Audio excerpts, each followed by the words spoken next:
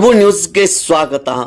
ಕರ್ನಾಟಕ ರಾಜ್ಯ ರೈತ ಸಂಘ ಹಾಗೂ ಹಸಿರು ಸೇನೆಯ 4 ದಿನಗಳವರೆಗೆ ನಡೆದಂಥ ಹೋರಾಟಕ್ಕೆ ಇಂದು ರಾಜ್ಯ ನೀರಾವರಿ ಎಂಡಿ ಆದಂಥ ರಾಜೇಶ್ ಅಮ್ಮಿನಬಾವಿ ಅವರು ಆಗಮಿಸಿ ತಮ್ಮ ಭರವಸೆಯನ್ನು ನೀಡಿದ್ದಕ್ಕೆ ಇಂದು ಹೋರಾಟ ಹಿಂಪಡೆಯಲಾಯಿತು.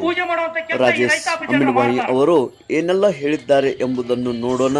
ಈ ಒಂದು ಹೋರಾಟದಲ್ಲಿ ಅನೇಕ ಪೂಜ್ಯರು ಹಾಗೂ ಅನೇಕ ಗಣ್ಯಮಾನ್ಯರು ಹಾಗೂ ರೈತ ಮುಖಂಡರು, ಹೆಚ್ಚಿನ ಸಂಖ್ಯೆಯಲ್ಲಿ ರೈತರು, ರೈತ ಮಹಿಳೆಯರು ಇದರಲ್ಲಿ ಭಾಗಿಯಾಗಿದ್ದರು. ತೇಜ್ ಪ್ರಭು ನ್ಯೂಸ್, ಹುಕ್ಕೇರಿ. ಪರಿಶೀಲಿಸಿ ಇದಕ್ಕೆ ಏನಾದ್ರು ಒಂದು ಉಪಾಯ ಮಾಡಿ ಇದನ್ನ ನಾನು ಕರ್ನಾಟಕ ಸರ್ಕಾರದ ಮಟ್ಟದಲ್ಲಿ ತಲುಪಿಸ್ತೀನಿ. 0.61 TMC ನೀರು ನಾವು ಎಲ್ಲಿಂದ ಪಡಿಬಹುದು?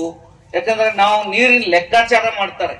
ಸೊ ಈಗ ಅಲ್ಲಿಂದ ನದಿ ಎಷ್ಟು ಮಳೆ ಆಗುತ್ತೆ, ಆ ನದಿಯೊಳಗೆ ಎಷ್ಟು ನೀರು ಬರ್ತದೆ, ಅದ್ರೊಳಗೆ ಯಾರ್ಯಾರು ರೈತರು, ಮೇಲ್ಗಡೆ ರೈತರು ಎಲ್ಲರೂ ಎಷ್ಟು ಉಪಯೋಗಿಸ್ತಾರೆ, ಕುಡಿಯೋ ನೀರಿಗೆ ಎಷ್ಟು ಯೋಜನೆಗಳನ್ನು ಮಾಡಿದೀವಿ, ನೀರಾವರಿಗೆ ಏನಾದ್ರು ಇದ್ರ ಮೇಲ್ಗಡೆ ಯೋಜನೆ ಮಾಡಿದೀವಿ, ಅದೆಲ್ಲ ಲೆಕ್ಕಾಚಾರ ಹಾಕಿ ನೀರಿಲ್ಲ ಅಂತ ಕೊಟ್ಟಿರ್ತಾರೆ.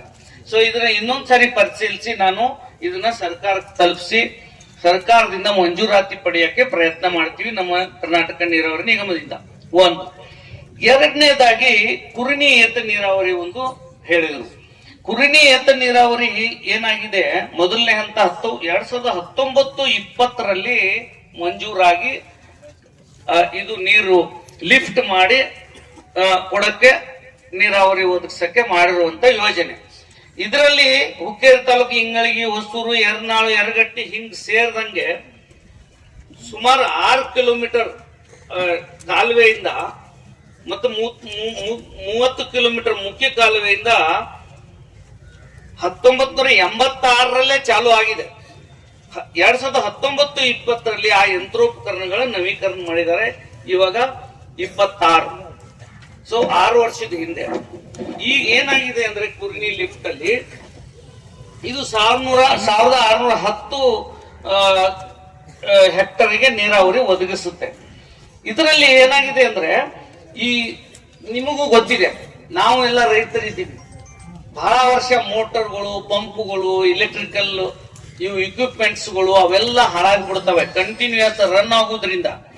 ಸೊ ಅದಕ್ಕೆ ಅವು ಆಮೇಲೆ ಏನಾಗುತ್ತೆ, ಈ ತಂತ್ರಜ್ಞಾನನು ಬದಲಾವಣೆ ಆಗುತ್ತೆ. ಆದ್ಮೇಲೆ ಹಳೆ ಇಕ್ವಿಪ್ಮೆಂಟ್ಸು, ಮಿಷಿನರಿಗಳು, ಪಾರ್ಟ್ಸ್ಗಳು ಸಿಗಲ್ಲ. ಅದು ರಿಪೇರಿ ಮಾಡಿ ಮಾಡಿ ಮಾಡಿ ಹೊಸದಾಗಿನೇ ಅದಕ್ಕೆ ಹಾಕಬೇಕು ಒಂದಿಷ್ಟು ವರ್ಷ ಆದ್ಮೇಲೆ. ಆ ಪರಿಸ್ಥಿತಿ ಇದು 1986 ಶುರು ಆಗಿರೋ ಯೋಜನೆ. ಅದಕ್ಕೆ ನಾವೇನ್ ಮಾಡಿದೀವಿ, ಇದಕ್ಕೆ ಸರ್ಕಾರದಿಂದ ನಮಗೆ ಆಲ್ರೆಡಿ ಮಂಜೂರಾತಿ ಕೊಟ್ಟಿದ್ದಾರೆ. ಹಿಂದೆ ಇರೋ ಎಲ್ಲ ಜನರ ಒತ್ತಾಯದ ಮೇಲೆ 51.60 ಕೋಟಿಗೆ ಇದು ಮಂಜೂರು ಆಗಿದೆ.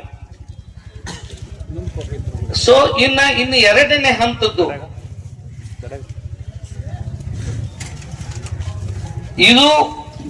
ಇದು ಸಹ 1996ರಿಂದ ಚಾಲನೆಗೊಂಡಿದೆ.